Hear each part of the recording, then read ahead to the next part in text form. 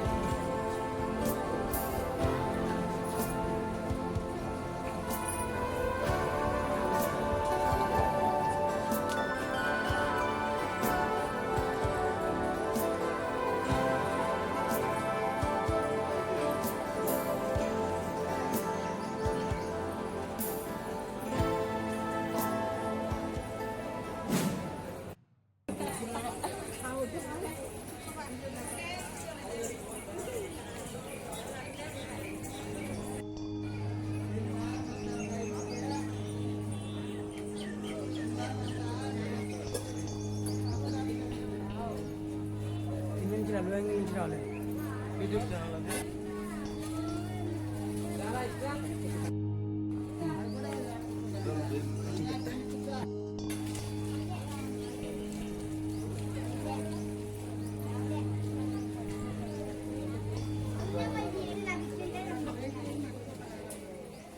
వెనకాల కనిపిస్తుంది కదండి గుడి. అక్కడ అందరూ నిలబడుకున్నారు. అక్కడ మనసులో ఉన్న కోరికలు తీర్చుకోవడానికి ఒక 3 రాళ్ళు వేస్తారండి. ఆ 3 రాళ్ళల్లో ఒక రాయి పడినా కానీ మనసులో ఉన్న కోరికలు తీరుతాయంట. అందరూ ట్రై చేస్తున్నారు. మనం కూడా ట్రై చేద్దామా?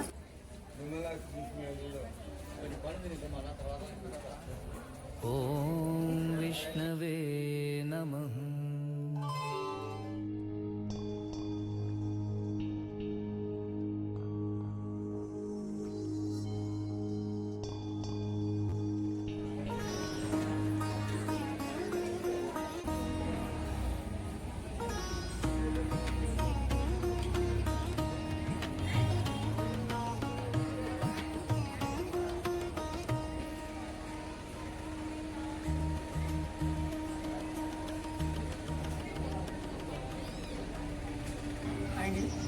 ఇక్కడ రావడానికి ప్రత్యేకత ఏంటంటే ప్రతి సంవత్సరం ఏప్రిల్ 15వ తేదీ నుంచి 23వ తేదీ వరకు బ్రహ్మోత్సవాలు జరుగుతాయండి.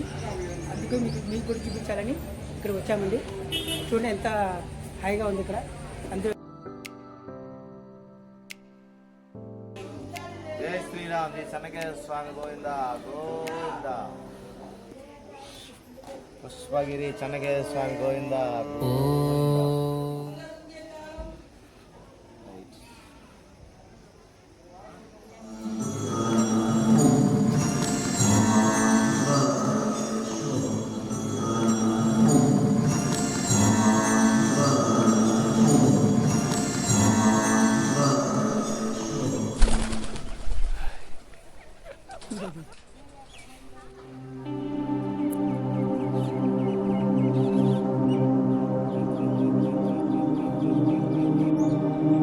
పంచనదుల పేర్లు పెన్న, పాపాగ్ని, చిత్రావతి, కుముద్వతి, మాండవి.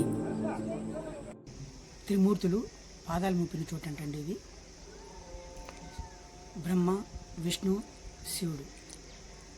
అందులో ఒక పాదం అనేది వెనకాల కనిపిస్తుంది కదండి ఆ గుడి. ఆ గుడిలో ఒక పాదం ఉంది.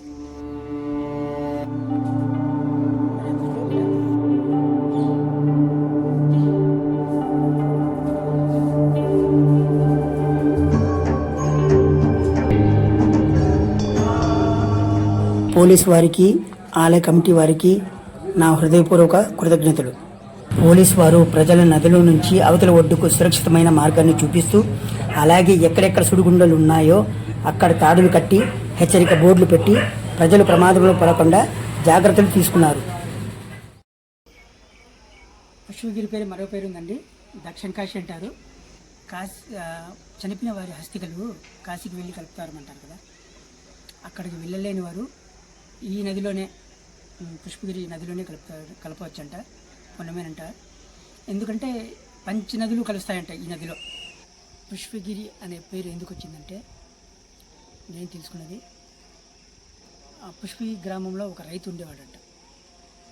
ఆ రైతు పొలం దున్నుకునేటప్పుడు రెండు ఎద్దులు తీసుకొని వెళ్ళి పొలం దున్నుకుంటూ ఉంటే, దున్నిన తర్వాత ఒక కొలను ఉందండి. ఆ కొలను అమృతం అంటారు కదా, ఆ అమృతం అనేది కొలను ఉండిందంట. ఆ కొలంలో అమృతం అనేది ఆ రైతుకు తెలియదు కదా. ఆ ఎద్దులు నింపి ఎత్తపోయి నీళ్ళల్లో ముంచి బయటకు వచ్చాక అవి అంటే పెద్ద వేపు ఉంటాయి కదా, అంటే ముసలితనం, అవి యుక్త వయసుకు వచ్చాయంట. ఆ రైతు చూసి షాక్ అయిపోయి అతను కూడా నీళ్ళలో మునిగాలకో అతను కూడా పెద్దతను ఒక యంగ్ మనిషిలాగా మారి బయటకు వచ్చి ఇంటికి వెళ్ళగా తన భార్య అతన్ని గమనించలేక, అతను గుర్తుపట్టలేక ఉంటే అతను మళ్ళీ వివరించి చెప్పాడంట, ఇట్లా పలానాది కొలంలో మునిగాను, పలానా చోట ఇట్లా అయ్యి వచ్చాను నేను అని. అప్పుడు ఆమె కూడా అక్కడికి వెళ్ళి ఆమె మునిగి ఆమె యుక్త వయసురాలయ్యి ఏంటి అందరూ ఆమె అందరి నోట్లో పడి అంత జనాభా అట్లే చేస్తుంటే ఆ బ్రహ్మలోకం అనేది ఈ విషయం తెలిసి హనుమంతుడి ద్వారా ఒక కొండను పొలంలో పెడితే అక్కడ వేయగా అది నీళ్ళలో తేలుతూ ఉంటే బ్రహ్మ విష్ణు ఈశ్వరుడు ముగ్గురు 3 పాదాలతో మోపితే 3 పాదాలు మోపితే ఆ కొండ అనేది తేలకుండా అక్కడే స్థిరంగా నిలబడిపోయిందంట. అందువల్ల దీనికి పుష్పగిరి పేరు వచ్చిందంట.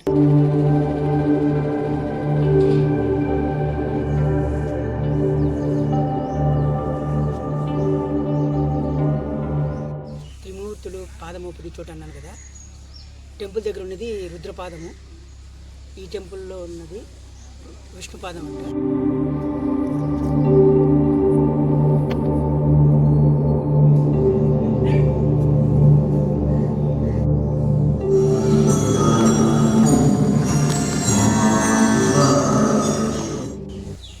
కొండల్లో ఉన్నది బ్రహ్మపాదం అంట.